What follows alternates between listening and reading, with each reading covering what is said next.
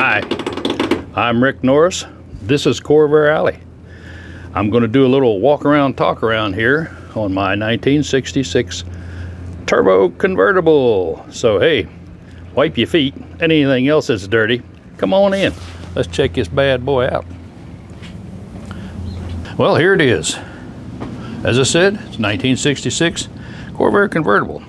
This is the only turbo convertible, well, a turbo car period, Corvair wise, I've ever owned. Now I have had another turbo, an 88 Daytona Shelby Z, but this is the first Corvair turbo that I've ever had. Third convertible. Okay, let's see if we can get the cover off this thing without ripping up too many things. It tends to snag and drag on about everything, but I don't use this outside. It is an outside cover, but she don't get stored outside. No reason to. I don't have a race car anymore, and there's plenty of room in the upstairs garage. I just have to beg Janet to let me keep one up there, because since I don't have another Corvair to put up there, she thinks that entire garage up there is hers. And I wouldn't fight her on that.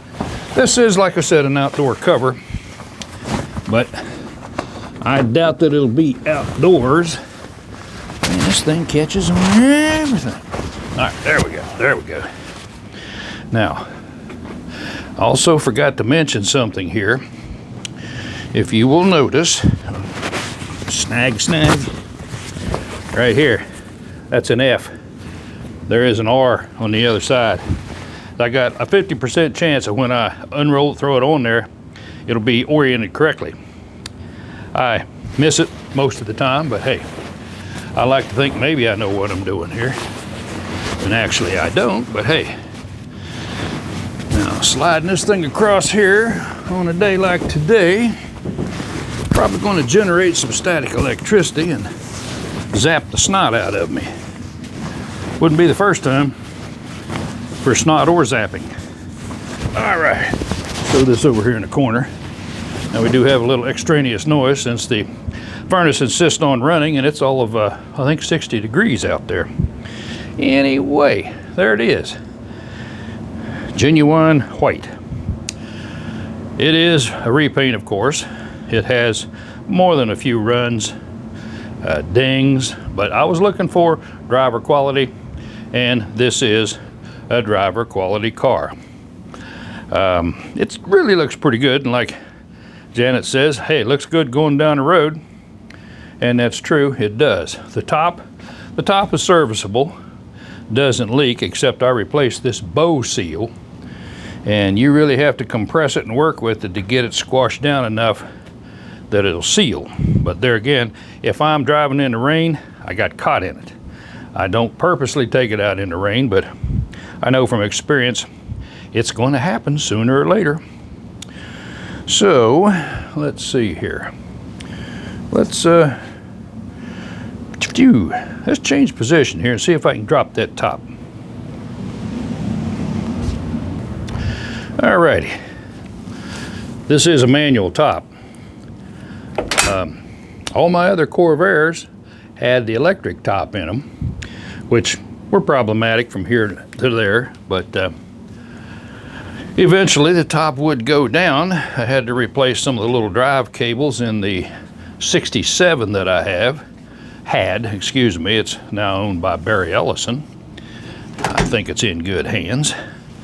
So this is, as I said, a manual top. All right, tell me you're not going to let go of me. Oh, I see. Didn't let go there. Now, these things are wonderful for pinching your fingers. And I always pull these down because I don't like that hook sticking up in the boot. Which, by the way, the boot was one of the first things I bought with this car. Got the little latch handle thingies there. Push that all the way down. And this boot, as I said, this is the first thing I bought for it. The boot that was on it when I bought it was looked like a homemade. It was black, pretty ugly. I said, nope, can't be seen driving down the road. with an ugly boot. You got to have a nice looking boot. Now, as any of the convertible owners will tell you, these snaps like that one get to be a real bear sometimes. They don't want to go down like they're supposed to, although all these are present.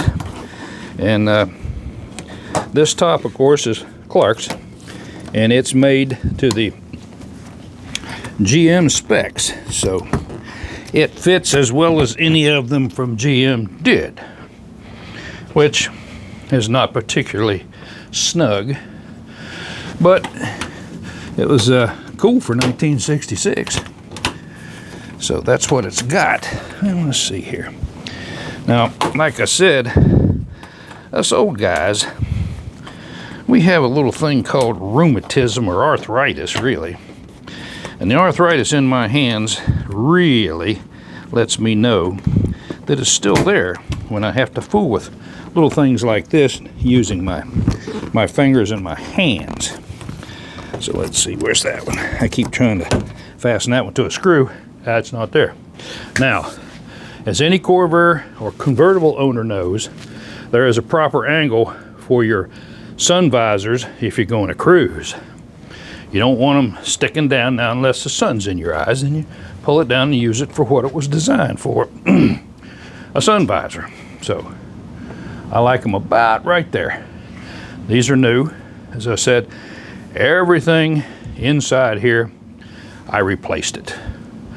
So let's get in here for a little closer look. As I said, I replaced everything on the interior. Floors were in amazingly good condition. A few little pinholes down here under the driver's pedals, but that was taken care of. Underneath the back seat, which almost all convertibles, it's rotted out the floor. These were perfect.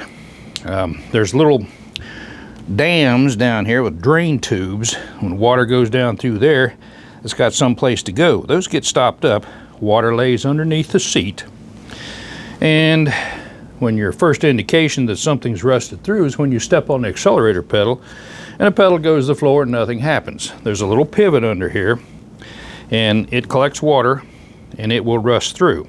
It has a welded in bolt. Now what I do when I'm rehabbing the floors, I drill a little 1/8 inch drain hole right beside that weld nut that holds the bell crank there underneath the car. That way if water ever does get into it, it's got somewhere to go. But hopefully that won't happen again. Now, like I said, I replaced everything in here. Now, the car did come with a telly wheel, but it had the stock ugly looking wheel on here. This is a wheel I got from Seth Emerson. He sent me two, a wood wheel, plastic really, and this leather wheel. Looking at it, I said, nah, the leather wheel, that's classy, looks good. It matches the other black accents on the interior here. I did have to have Seth do a little work in here for me, source some parts and what have you to make this fit on a flat wheel, because the parts in here, the internal parts in here for the stock wheel, which has a thicker hub, do not work with the flat hub like this one is. All the instruments in here are Speed Hut. I replaced all of them with Speed Hut instruments. I've done that in several different cars. Got the GPS speedometer, we got the antenna right there, kind of inconspicuous, out of the way. I replaced the rear view mirror here with the 11-inch model. Now that wasn't necessarily available, mainly because when you put the sun visors down, that's in the way. But hey, I don't put the sun visors down very often, so that's where that stays. The door cards here. All this, of course, is Clark's really nice upholstery work. You can't beat it. But now I did replace all the handles, the armrest, the logos, anything like that I could replace. Also replace these little latches here for the quarter windows. I had to repaint on both sides. The sill here, the one on the driver's side, of course, was worn clear through from nasty sweat and armpit. Who knows? The little trim buttons here, you have to remove those from the old upholstery, and I ran them through my sander, made them look nice on the back, and these are stuck on with super glue. I was a little bit skeptical that super glue would hold them, but it does a really good job. Of course, the trick is to get them all lined up and put something on there. I had a big pair of welding clamps that I could stick right on there and held them quite well. This strip here, of course, has several tabs that you have to punch through at the right place, and then you got the usual little trim screws down there to hold the bottom, and you have the snaps in the back. So I replaced all of that, and like I said, this right here, this paint actually matched really well. I had the local Napa store match it up. It turned out to be a Corvette Marina Blue, I think is what they called it. So I had to mix me up a couple of rattle cans of it, and that's what I used to do this. And of course down here, I replaced both door sills with Clark's Repros. These are a little thinner. They're not anodized, of course, so they will dent and scratch a whole lot easier. And the little Fisher tags on with these little tiny rivets. Inside, on the seats, you have the same deal here with the little trim buttons, although those buttons have little pegs on them. You punch in the hole and they'll stay in there. Didn't have to use super glue on that. Getting the old ones off without breaking them is the trick. I had the seat belts here redone by Snake Oil. Not cheap, but boy does it look nice. I sprung for Clark's Repro floor mats. They look really nice in here, nice color. Everything goes well with the rug and all the other stuff in here. All the pedals have new rubber. The gas pedal, I think I replaced it. Can't remember exactly. But the back seat was easy covering.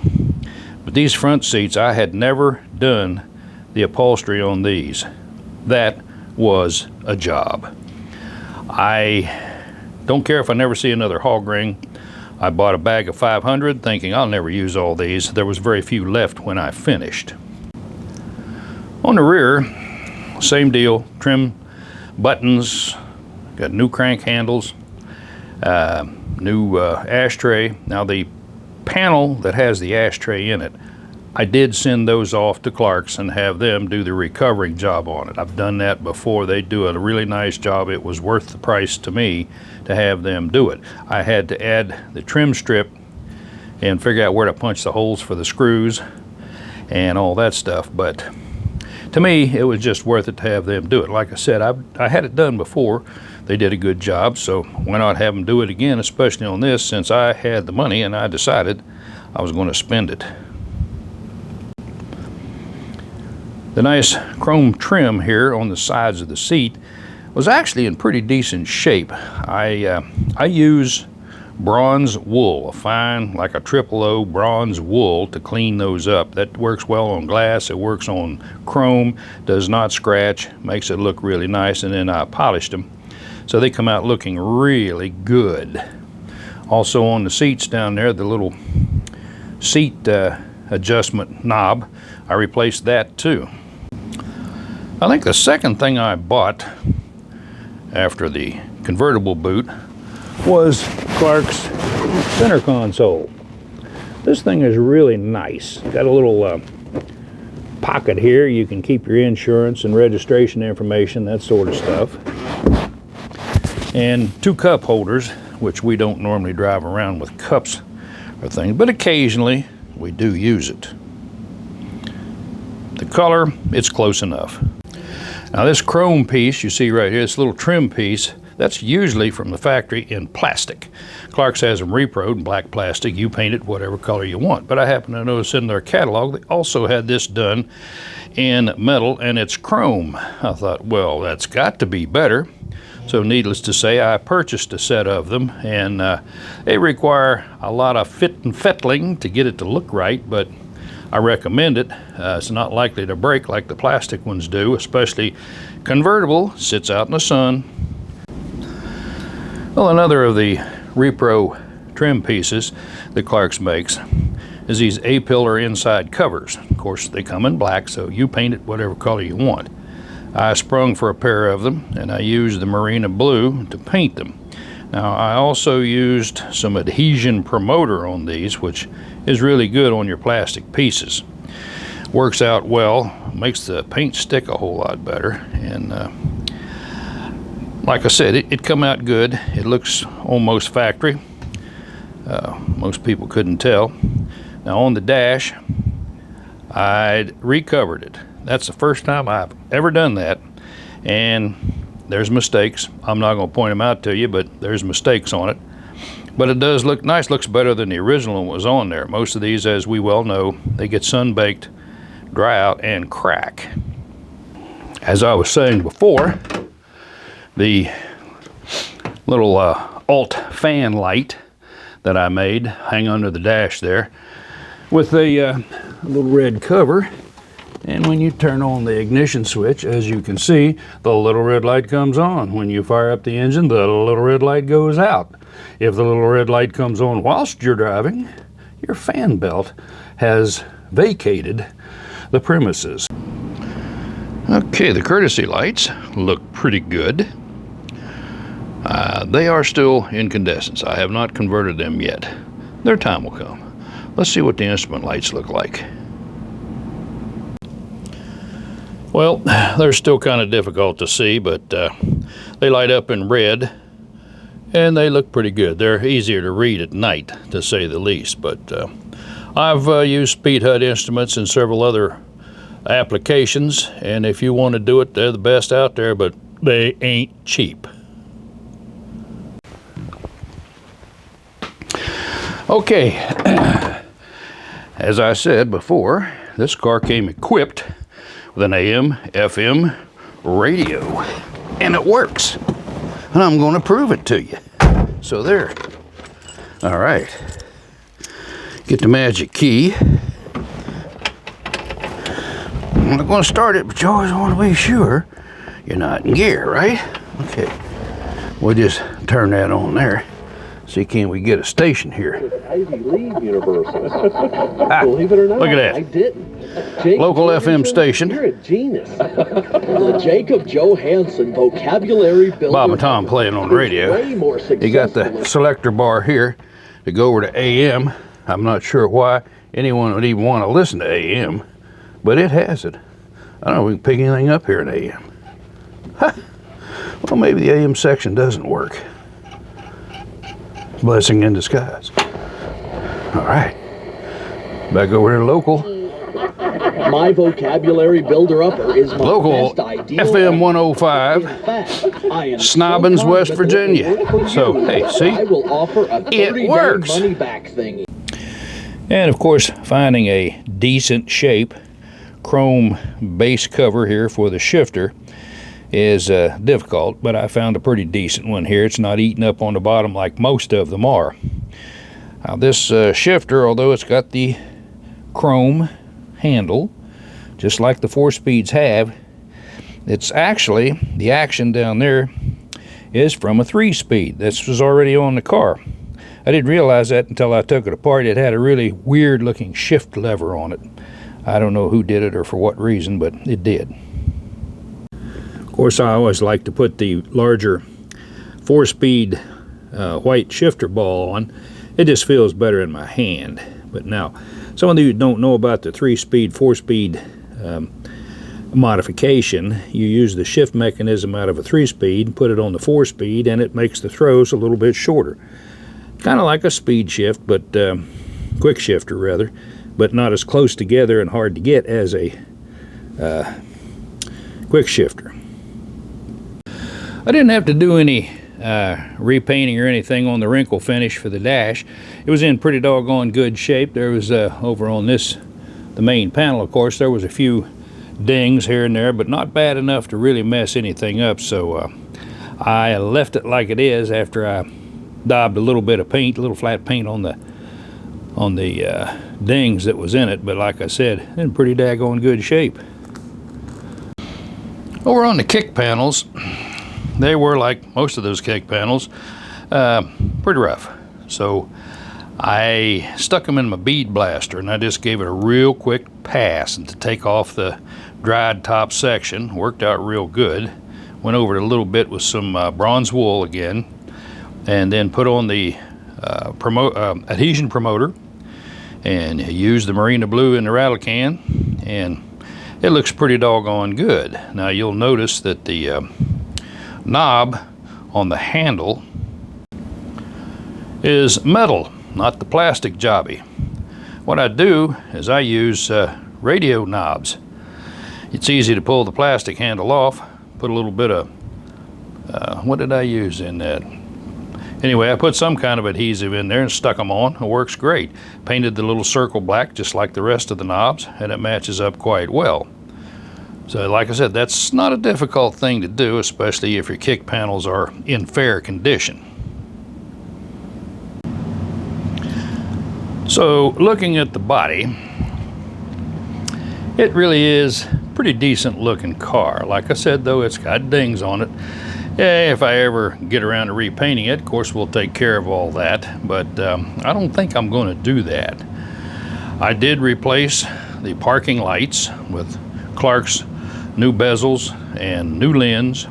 They are LED lights. Everything in the car is LED except the headlights, and those are more than likely going to change sometime in the future. I added the Z28 spoiler. I like the Z28 spoiler. You can get those things from Clark's or half a dozen GM Camaro replacement parts outfits. I just like the way it looks. I've never liked the factory flat jobby that some people like, but hey, if you want that look, then you can go for it. Now, I probably am going to replace the bumpers, but that'll come later. Now, the nose piece was in pretty decent shape. However, I repainted the blue in here, which wasn't too difficult to do, and then I did the black accent all along here. Again, that's not difficult to paint. In fact, I just used model paints. Works fine. And of course, the old headlight bezels. The black areas in there were always faded out, beat up from time and sand and crud and whatever. So that's one of the first things I do is get in there and repaint those. Pretty easy to do. It takes a lot longer just to mask that stuff off than it does to paint it. Now, I know somebody offers some kits to do that, but I don't use that. I just do it myself like I do most everything else. I also replaced the Corvair logo there. Like I said, anything that was available that looked pretty good, I replaced it. Of course, when you take those emblems off, there's about 4 pounds of old polish in and around behind it, so you have to clean it pretty good. Because when they repainted this car, they didn't take anything off. They didn't absolutely have to. The windshield, surprisingly, is in pretty daggone good shape. It is an LOF, so I'm guessing it's probably the original windshield. Now, this car spent about 15 years, I think, stored in a barn or maybe a concrete floor building, I'm not sure, before it was rescued by a previous owner. And that saved it quite a bit since it come out of Pennsylvania. And Pennsylvania's like West Virginia. They love to put salt on the roads in the wintertime. I replaced the wipers. It had the brushed look. I like the chrome. I like shiny. So I put those on there. There they are, the wire wheel covers. It had a set on it when I got the car. They were definitely curb rashed, all of them. Not in real good shape. I found somebody like Dave Edsinger at the Last Performance Workshop had an almost pristine set of these things. It had one little place, I think, curb rash, but other than that, these things, they were in great shape. So I bought those. Now, I take them all apart. Each one of those spokes will come out individually. The spinners come off, and you can get in there and clean that thing real good. And I usually have to paint that flat black background, but in this case I didn't have to. These were in, as I said, very good shape. Set of Maxxis 13-inch tires, of course. That seems to be what a lot of people run, and the price was right, and they do fine on this car. Now, the wheel opening trim has been replaced by previous owners, so it's in very good shape, hadn't been dinged up or anything. As I said before, I replaced all of the shiny pieces that I could, that was available. And what you see there is paint chipped off around the A. That was that way when I got the car, so someday it might get repaired and someday it just might stay like it is. On the back, it has a luggage rack. I like luggage racks. All three of my convertibles had them on it. I have installed them. The one thing you have to do is be really sure where the holes need to be drilled, because you don't really get a do-over. Now, it doesn't have to be dead nuts on. There's a little bit of wiggle room in there, but not much. So you have to be careful when you do it. The first time I did it, I was pretty nervous. This one here, not so much so, but I just think it looks nice, and I like it for whenever we have parades, like Christmas parade. We put some fake Christmas packages on it, or we've had a tree on it, other things like that. Looks pretty good. And I also have a little device I made for a flag. I'll just show that to you here. Now, here's a little item I made. That's just a piece of wood. This is one of the rotating flag mounts that we've had on the front of the house. We've been through a lot of American flags, and this was in my mess somewhere, my junk drawer, and I thought, hey, I made some little J hooks for the bottom of it.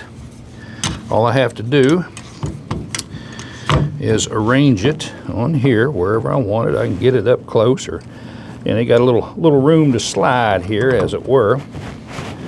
And all you have to do is tighten down the J bolts here.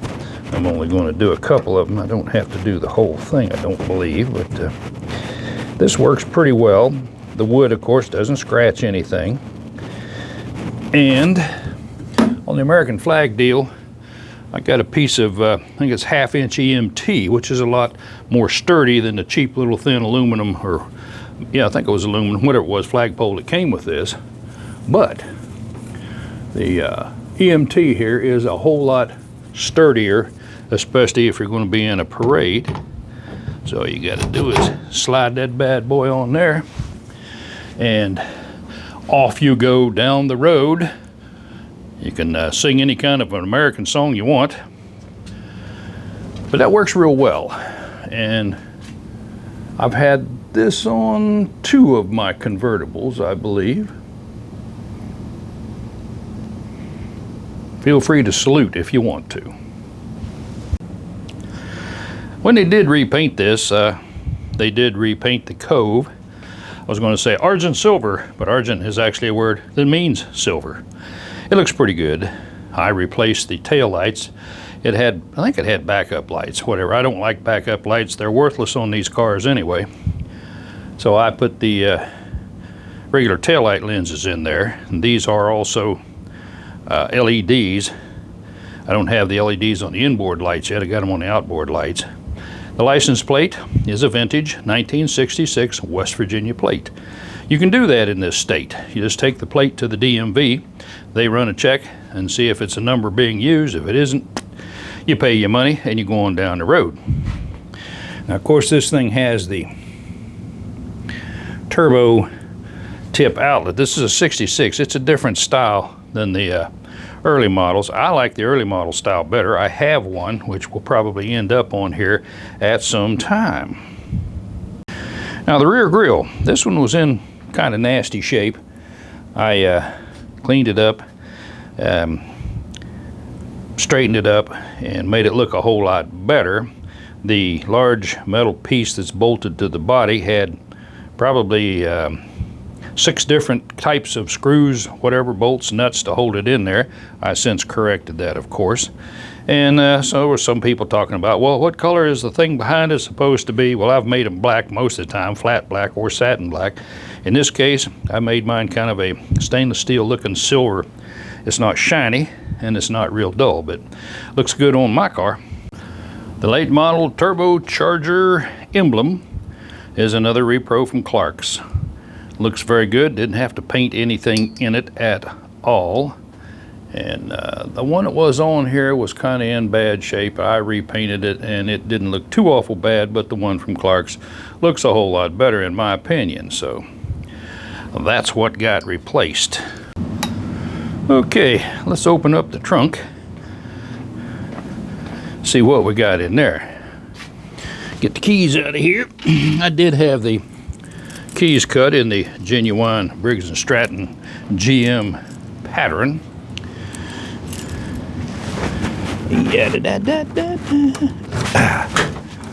Alrighty. Now, this is not a frunk. I do not like it being called a frunk. If you're with me and looking at this and you call it a frunk, you might just get frunked upside the head, okay? You're warned. All right, trunk was in pretty good shape. There was no rust outs or anything. Of course, you did have the leakage of some brake fluid here where people don't pay any attention when they're checking it. Spill it down here and it eats up paint real good. All right, like I said, I changed it up to the dual master cylinder here. This is from Clark's. I bought the kit and they show drilling a hole, putting a grommet, all that. I didn't like that, so I had another brake tee and I put a hole here, rebent these lines, not very well, but I rebent them. Looked more like a factory install. At least it's cleaner in my opinion. So now we have the dual master cylinder. Now I replaced the entire brake system. I mean everything from here clear out to the wheel nuts. All the brake components were replaced, lines, hoses, whatever. And that's one of the first things I do when I get a new Corvair is to go through the brake system. You got to be able to stop. Now, I did add the GM washer bottle. These cars, 66, didn't have this, but mine does. The washer works. Let me go around here and show you. This is not the Corvair motor. This is from Newport Engineering. This is a modern day motor for the windshield wipers, and it works quite well. As we well know, even with the Corvair stock one in here, when you turn it up on the high speed, you know, it's like this one's not that way. I also bought the pumps, got the little pump over here for this thing. If you don't have those nozzles aimed at the windshield, it'll squirt it clear over the back of the car, which can be fun if you want it to be.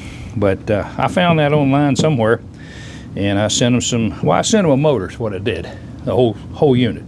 And I said, here, do this for me. It comes with its own switch, and I was able to use the stock windshield wiper knob on it. The button, you don't work the button, you push the whole switch in, but I glued a stock button back into it so it looks stock on the instrument cluster. Of course, I had to have an old military tool bag. That's not the one that I originally had. That's some repro I picked up somewhere anyway. And like I said, the fuel pump is an electric pump, and the relay for it is mounted up here. I have a direct wire coming off the battery through a circuit breaker back there, and which we'll see here in a little bit. And that runs the fuel pump system. I did just change out the spare tire. Now, when I got this car, the tires on it were like 12 years old, I think, something like that. So I got on the horn and I ordered up another Maxxis 13-inch tire, put it on the old rim there, so now I have a genuine spare tire in here that I know will run me down the road about as far as I want to go. Of course, I do carry a spare fan belt in here. There's a jack under there and a tow chain and a toolbox and some other accoutrements that anybody that runs a Corvair knows you got to have. Now, the underneath of the trunk lid has been repainted. It wasn't done originally. The lady I bought this from didn't like it because it was nasty looking under there on both the trunk lid and the deck lid or engine lid, and she decided to have it repainted. So it looks real good under there, and I don't have to do anything with it. Now, something I learned, and I'm sure there's other Corvair people out there who learned that too. Before I close the trunk, I make damn sure I've got the key in my hand so I don't lock the keys in the trunk. Been there, done that, ain't fun. However, they always say, well, if you do, you can pull this headlight out and knock that bucket out. That bucket is a bitch to knock out. Put your hand around in there and you can trigger it. I did that on one car for someone else and decided next time something like that happens, there's going to be the correct application of explosives. One other item I did add to this car is a matching side view mirror on the passenger side. The one on the driver's side was a little bit nicked up and what have you, so I decided to just replace them both. I probably ought to do a little outline in that Chevrolet bow tie there. And also, I replaced all of the door handles. They're nice new chrome pieces. You gotta like chrome. Okie dokie, folks. Let's see what's in the power barn, as a popular YouTuber likes to say. Let's just get in here and look. Oh, look at that chromium plated. It's got a huff and puffer. We'll get in here kind of close and I'll explain you to what you're looking at. Okay, let's take a look here at the engine compartment. I'm not going to call it a power barn again. Anyway, it is an engine. It is not a motor. Make note of that, please. Okay, the 180 horsepower, 164 cubic inch, air-cooled, flat six engine. Last year, of course, 1966, that the General offered the Corvair engine with a turbocharger on it. Supposedly makes 180 horsepower. Not really sure, I've never had this thing on a dyno, don't know that I ever will. But this is pretty much a stock engine.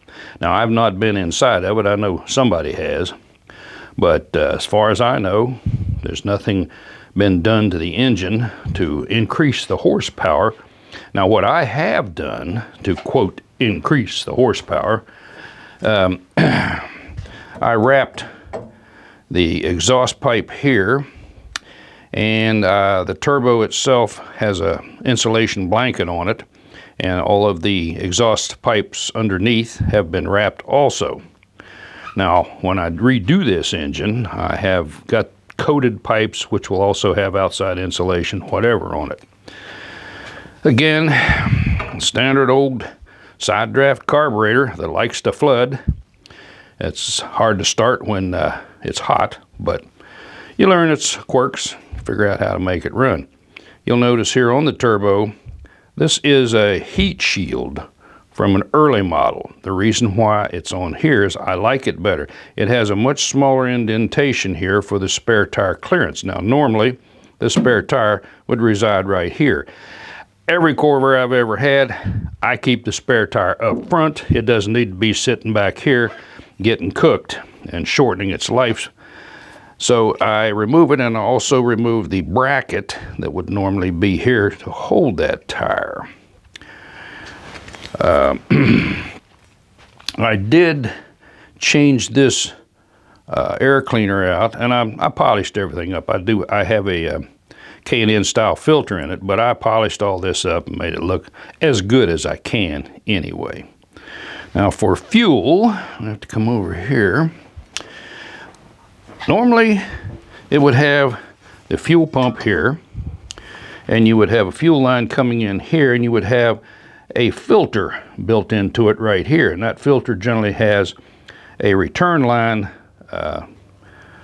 hooked to it, but I don't have a return line on this car. It'll run without the return line, and it was plugged up when I got it, so I thought, well, I'll just leave it the way it is. What I did is, back here where the metal line meets the rubber line, behind this left rear wheel, I mounted the fuel filter back there. Then this rubber line coming in here, this is a racing quality, very stout, will stand up to some fire fuel line. I've got AN fittings. This bracket right here, I put it in here and had a fuel pressure regulator on there. Found out I don't really need that because this car came with a little facet fuel pump. This thing puts out, I've got a gauge right here, this pump puts out 1.5 pounds. That's all. This carburetor likes 1.5 pounds. So we continue on here, and A-end fittings again. If I want to pull this off, very easy to do with A-end fittings, which are made to frequently be taken apart and put back together without leaking, depending on how much torque you put on the fitting there to see if it's going to go. Now, that's what the fuel's doing in here. You look at the alternator here. Now it's chrome plated. What I did is I bought a cheap chrome plated 1-wire alternator. I took the front face off of it and put the Corvair on here, so it would mount, of course, to the Corvair engine, and then I painted this surface here with wrinkle paint. That's what's going to end up being here on the old turkey roaster someday.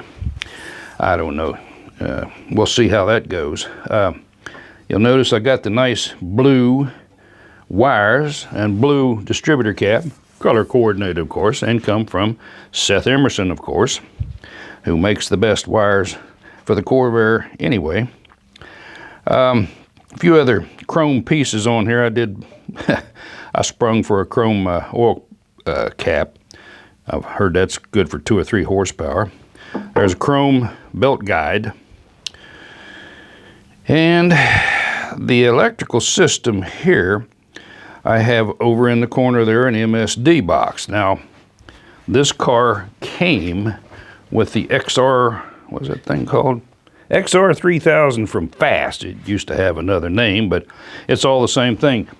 The little box for it's mounted over here. It's tied into the MSD box. MSD box was a spare from my race car. Had it on the shelf. Thought might as well put it on here because turbo engines, they like fire. And that thing right there will put out the fire, believe me. It has a built-in rev limiter, which we're not going to fool with that because this isn't a race car and we're not going to rev it to the moon. I also have the high output coil here that goes with the it's an MSD coil. I painted it black just so it would blend in a little better. I don't know why. Felt like a good thing to do. On the oil filter over here, I don't know if we can see that very well, but I have a pressure gauge stuck on this. There's no gauge on the dash to tell me what the oil pressure is or whatever, but if it gets too low, you'll know it. I took the fuel pump off, of course. This had the old stock pump on it, mechanical pump that had the bypass tubing in it to make it all look stock and what have you. Of course, if you know me very well, you know I like a clean, uncluttered engine compartment, so I eliminate anything I can. The 1-wire alternator, of course, doesn't require a voltage regulator here on the panel. And I don't have the fuel pump and associated tubing and what have you on here, so that's clean. That cleans this up a lot better and makes it a lot easier to clean the engine too when it gets nasty in there. Like I said, I've not done anything to this engine. I do have this spring-loaded idler pulley, another part that was on one of my race cars. Now this one you might say looks a little different. There's a bracket right here. It was for an auxiliary spring that we found out when you run these on a race car, kind of helped keep down that oscillation if you had another spring on there and keep the belt on. Of course, we're turning high RPMs with that kind of stuff. This makes changing your fan belt easy to do with no tools wherever it happens to take off.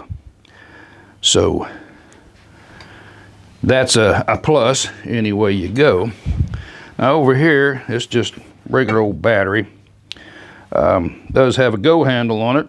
Hey, who says go handle all the time on his batteries? That's some guy with a beard. Anyway, I replaced the ground wire here, and as you can see, I also replaced this positive wire. I made it red. Corvairs normally come, this wire is black and this wire is black. If you're colorblind, I don't guess it makes any difference, but I'm not colorblind. I also have, coming off of here, the feed wire for the electric fuel pump. Now it runs up here through this circuit breaker. If it throws itself, in a few minutes it'll reset. This is the exact same circuit breaker you would find in here if you had an electric top. The wire goes on up to the relay, and then it runs through the relay to the fuel pump. This setup I've had on a lot of different Corvairs. I've always changed them over to electric pumps. Never had a problem with any of them. So that's a modification that I know there's a lot of controversy or conversations going on about, should you keep the fuel pump? Well, I've had one on there stock for 28 years and it still works. Well, I went through 14 stock pumps and they all broke within the first mile. I don't pay attention to that crap. I know from my own experience, the electric pumps work fine for me. And it's mounted up by the fuel tank like it's supposed to be. So when you have fuel in the tank, you have a pump head, as it were. It's got pressure on it, so it doesn't have to try and suck the gas all the way from the pump back here. Now, I know they'll work back here. I've had a car, somebody mounted one on back here, and it will work that way, but it works best if you got it up front close to the fuel tank and low. I have it mounted behind one of the little bulkhead things up there. So, as I said, another thing I replaced here, I sprung for Clark's Repro on the chrome-plated dipstick. Very nice. Works very nice. Looks nice. I like it. One other thing I did in the engine compartment, I replaced the insulation. This had that crappy looking, well-soaked, whatever. I didn't like it. So I bought Clark's nice formed insulation, and I didn't like those plastic clips. Anyone that's messed with those will tell you they're not worth 10 cents. So what I did, I used stainless steel button head bolts with stainless steel fender washers, and there is a nutsert behind each one of these. It holds it on nice, it looks good. I put a little bit of sealant on each of these bolts so there's no way they're going to fall out of there. I didn't like the gray color, of course, so handy little rattle can black primer, and there you go. Now if you kind of nick it or anything, it's easy to fix with another coat of rattle can flat black paint. I think it looks pretty good. I did replace the license plate light. It was crazed over and cracked, if I remember right, and the lid latch there, it was kind of nasty, so I bead blasted it and repainted it. And there'll be a lot of other things inside here that I need to take care of. The antenna that was on this car from my previous owner, I guess, was an old style. It sloped and had kind of like a wing thing on it. It looked like something off a Chrysler from the 30s or something, and I just don't like that. I think the factory clean look here is the way to go, so I replaced it with Clark's part. I had to make a little aluminum plate here to cover up the ugly hole. If someday I decide to repaint it, of course, I'll fill those holes in and it'll be Concours perfect. Nah, it's not going to happen. All right, other things I have done to this car since I've had it. Of course, like I said, the complete brake system, everything has been replaced. It's all new. The fuel system, it's all new also. New fuel tank, that's one of the first things I also do to an old Corvair. I don't care what the tank looks like on the outside, I put a new one in. It's just extra safety as far as I'm concerned, and I also seal the outside and the inside. Now the tank that come out of this, it said in the paperwork I got with it that it was sealed inside, but whoever did it didn't do enough Tai Chi when the sealant was inside, so it had some real nice stalactites hanging down inside of it, because I cut the tank open when I got it out. Had the stalactites hanging down, and there was a couple places where the sealant didn't hit it at all. All grommets, new pickup, stainless steel pickup. The fuel pump that was on it was a little facet jobby, and I've kept it on there. It works fine. It's a 1 to 3 psi. It runs at 1.5 psi, as I've said before, and the turbo likes that. The front suspension has been completely rebuilt. I didn't actually intend to drop the whole thing and do it, but we all know how that goes. You know, you unbolt one thing, you find two more. So I replaced the whole thing. I dropped it out, cleaned it all up, painted it real nice, and replaced all the bushings, grommets, bolts, whatever I could find. It's got 4 new Clark's heavy-duty springs, which Clark says should lower it about an inch. Didn't lower it at all. In fact, it's sitting right exactly at factory ride height if you measure it at the top of the wheel openings. I may, if I get around to it, I may lower it a little bit. Then again, I may just keep it where it is. I put Coney adjustable shocks on all 4 corners. New springs and Coneys just made this car a totally different car. I mean, it rides nice, it handles well. I've got them on the lowest setting. I don't have them up on race mode, but it handles quite well. It's stock steering box, which I rebuilt the steering box also, and the tail wheel, but there's no quick arms on it. Like I said, it's a stock ratio box. Works fine. Electrical wiring, it wasn't too bad. The body harness wasn't too bad. I looked at the fuse panel. It's okay. I thought about replacing the whole thing, but I thought, nah, it's working. I said, it's not a show car. It's not a race car. So we'll just leave it alone for now. Now, when I do drop the powertrain out of it, I got to change the transmission. I have a freshly rebuilt Mike Levine 4-speed on the shelf. The one in it has bad synchros. The clutch, flywheel, all that, I don't know exactly what's in it. It's on the paperwork, but you know, I don't know who wrote that or when they wrote it, or you know what's really in there. I got to know. So of course, when I have the engine out, I will take it apart and see what's actually in there. But right now it has the usual Corvair oil leaks, but it runs quite nicely. So there's a part of me that says, if it ain't broke, don't fix it. There's a bigger part of me that says, you know better than that. You're going to take it all apart, just like I did with my race engines. Other than that, you know, I'll probably do some video stuff on when I take the engine out, the drivetrain, and as I do any rebuild work on the drivetrain, the engine, I'm sorry. I do have a set of Clark's full fin cylinders already bored out, clearance I should say. I have a set of old school TRW 40 over forged aluminum pistons for it. Those are old school, they're heavy duty, but they're stronger than the cast pistons that are in it. I'll probably do some turbo mods and some other things to it, but like right now, the closer it gets to the warm cruising weather, the less likely I am to do jack shit to it. So we'll have to see.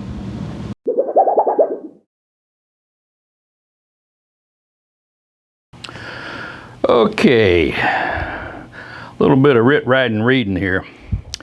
How did I find this car? Well, back several years ago, I'd made the decision to retire from vintage road racing. I sold my Corvair trailer, all the spares, everything. But a little before it was picked up, I put the word out that I was looking for another convertible. I'd sold my '67 convertible to Barry Ellison. Again, it was, I needed racing money. So I missed it. I missed the convertible, missed having a street Corvair that we could drive around and do the Dairy Queen parade deal, cruise in it. So I put the word out, and of course I contacted Teresa Miller with JT Vares, John and Teresa, because I know they always have their ear to the ground. They have some nice cars, what have you. And she said, well, there was some lady had contacted her about a year ago that had a car for sale, and it was a convertible. And I said, well, cool. I said, do you have any pictures of it? So they emailed me some pictures. I looked at it. First thing I saw was it was a convertible for sure, and it was also a turbo. And then I saw it had Pennsylvania license plates. So I asked, I said, where is this car located? She said, well, somewhere around Pittsburgh. I went, hot damn. I said, that's an easy trek from here up to Pittsburgh. And I still had my race car trailer then, because the person who purchased my racing setup had not come and gotten it yet. So I contacted the lady, There was a lady that owned it. She'd owned it for about a year, and had some various and sundry things done to it. But yeah, she was wanting to sell it, but she wanted to make sure that it got to a good owner. It's going to go to a good home. And her brother, who happened to know me, he was into Corvairs too, said, yeah, we know him, and they was all ecstatic, whatever. They were satisfied that if I bought it, it was going to go to a good home. I wouldn't be putting it out to pasture or making a race car out of it, or a V8 car or whatever. So we talked about it. I had a price in mind, a high and a low, and we agreed on a price. That's nobody's business but mine, so don't ask. But we agreed on a price, very reasonable price. I said, if the car is as you say it is and looks as good as it does in the pictures, we have a deal. So we loaded up the trailer and up to Pennsylvania we went. And when I got to look at the car, I thought, yes, this is every bit as good as it showed up in the pictures. And I was just looking for driver quality. I wasn't necessarily looking for a turbo vert. However, in the back of my mind, I've shopped them quite a bit. Tried to buy one at one time, and it wasn't for sale. And then I bought the 67 purple vert, and then get a call later on, and the guy said, hey, you still want to buy that convertible? Rats. Well, no, I'd already purchased one. So anyhow, it turned out that I ended up getting the 66 turbo vert. That's I wouldn't call it holy grail, but a lot of the Corvair people, of course, think that it is, and I think it is too. It's pretty good. It's a collectible, as it were, since, as we know, in 1966, that was the last year that General Motors offered the Corvair engine with a turbocharger on it. Now, according to what some of the nerds that do that kind of stuff, follow that sort of stuff, there was 584 of them made in 1966. I don't think that includes the one or two that was in Canada, but there is a register for 66 turbo convertibles, and there is about, I think it was 84 cars that they've located. Now, these cars are not all running and driving. Some of them have been junked, and some of them are still maybe going to be worked on. I'm not going to sell that. I'm going to restore that. We know how that scenario goes. But it is somewhat of a collector's item, I guess. I think that it is, like I said. I'm really enjoying the car, that's for sure. Now, I think I am about the 4th or 5th owner of this car. This car was saved by a man who's familiar to a lot of you, known as Junkman Dan. Again, a Pennsylvania guy. He found this thing in a dry, enclosed storage, along with 2 other Corvairs, and he bought them all. And he got this one. He decided this one was roadworthy, and he got it all back into condition, and he did a lot of work on it. I have a detailed list from him of what all was done to the car. And it was pretty much the same kind of stuff I would have done to it, only I would have gone maybe a little bit further, but he was just looking for something to drive, and that's what it was. And some of you people in Pennsylvania probably recognize the car. But like I said, I went ahead and bought the car, brought it down here, and the car, as he said as Junkman Dan said in his writings, that the car had a chemical spill on it. Now, the seats definitely showed that. The interior was in pretty decent shape, a little tear on the driver's side seat, but for a car this old, what have you, it was in decent shape, but it looked bad. The stains on there, I tried everything I had and knew to do, couldn't get them off. I knew I was going to be replacing everything in the interior anyway, but and we drove it for a while before I got around to doing that. Like I said, the interior was not very good. I guess it must have been on the exterior too, because the car has been repainted, and it's driver quality. It's got runs and drips, and now it's got dings in it, and that's okay with me. It like Janet says, it looks good going down the road. Most people wouldn't even notice the drips and runs and things unless I pointed them out to you, but at certain times they stand out like a sore thumb, at least to me. What's the car worth? Some people have asked that. I think Greg Clemens put up a deal there from Haggerty as to what cars are worth and what have you. So the car as is worth around in the $30,000 range. Some have gone for more than that, some have gone from less than that. In fact, I missed out on a really nice one for a lot less than that, but I think it was on Bring a Trailer. We purchased this thing in June of 2022 in Pennsylvania. Like I said, we went up there, loaded up, and drug it back here to West by God, Virginia. I always want to thank John and Teresa Miller for putting me onto this thing. The lady wasn't sure, like I said, that had it for sale. She was wanting to make sure it was going to a good home, and as I said, yeah, I'm a good home. I'm a good caretaker. We don't own them. We just have them for a while, take care of them, and get passed on to the next person. Like I said, Junkman Dan, from the stuff I see that he wrote, I think he found this sometime around 2007, something like that. He drove it for a while. It's at least 10 years, I think. It has spent 15 years in dry storage. And as I said, had the chemical spill deal. It came with a tinted windshield, and I think that's still in it. And also, you can't see it from the outside, but of course it's had the usual rust at the base of the windshield, and it's been repaired, looked fairly professionally, not metal welded in, but some kind of a metal filler or something. Where I noticed it is when I was under the dash, messing with the wiring, I could see this silver-like stuff sticking through the holes. And that told me that the repair had been done, and yeah, it looks fine for now. There may be other places. The only way to know, as we know, is to strip it. Now, I'm not going to do that at this point. As I said, it had the tinted windshield, tele wheel, AM/FM radio, had the bumper guards, and it said here it had the wire wheel covers. That's good.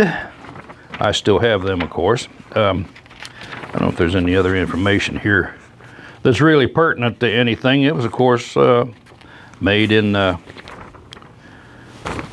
Willow Run, the favorite place to make Corvairs. Is produced on the 4th week of September 1966, which is interesting because at that particular time in my life, I was in South Vietnam killing commies for mommy, as it were. Yeah, I had here said 585 turbo verts produced. You know, that's the best they can come up with. There's no concrete evidence of it, but from what I've read, you know, that's what they have deduced from available information. The car came with the bright blue interior, or marina blue, if you put that in a Corvette thing. It's the same color. And I'll have to tell you that that bright blue interior attracts more people, especially ladies, than any car I've ever had. Now, the purple vert I had, we hardly ever got out in that thing that somebody didn't blow their horn, give you a thumbs up, or ask you what year it was, that sort of thing. This car here is every bit of that, and I think more. I've never taken this thing out even just to run down the parts store, which is basically within walking distance, get a thumbs up, blow the horn at you, wave, that sort of thing. So it is an attractive car, and when we're at car shows, women go right over to it and look at it. I love this interior. I said, well, yeah, I like it too. I've got a lot of money in it, not to mention sweat equity and pain and agony and punctures from various and sundry sharp items on those seats, not to mention hog rings. But I don't know, like I said, if it has any other rust outs. I mean, I'm sure it does somewhere, but the interior was in great shape when I pulled the rug out of it, and especially when I popped up the back seat, the bottom of the back seat. First place you want to look in a convertible. I can't see any other damage on the car. It does have some rusty places, like I said, back in the engine compartment on the left side where the cocktail shaker went. Don't have them in here right now. I'm going to paint them and put them back in, but I took them out because I wanted to clean in there. And of course, if I ever drop the engine out of it, I will be taking care of that. So that's a basic rundown of the car, the history of the car. Like I said, I only know about, besides myself, 2 owners back. I don't know if there's any other information on it or not. If somebody out there happens to have some on this car, I'd be pleased to have a copy of it or know it. So, all right, that's it for this stuff. We'll see you on the next one. Maybe the next one will be rebuilding the engine in this thing. Who knows? So there you have it, folks. Hope you enjoyed the walk around, talk around tour here of my 66 Turbo Vert, as I like to call it. Collector car, especially amongst the Corvair people. There weren't very many of these made, 66 being the last year of the turbo car, and there was a little over 500 of them made that we can account for. And for ones that are existing, we do have a list of the ones that we know of. Some were just junked, and some of them are actually on the road. Actually, quite a few of them are still on the road. So I'm glad that this is one of them. Hope to see you at the Corvair convention in Dayton this year. So if you see me out there, come by, say hi. You can bring me a beer if you want to. Seizure. Speaking of beer, I think I'll have one.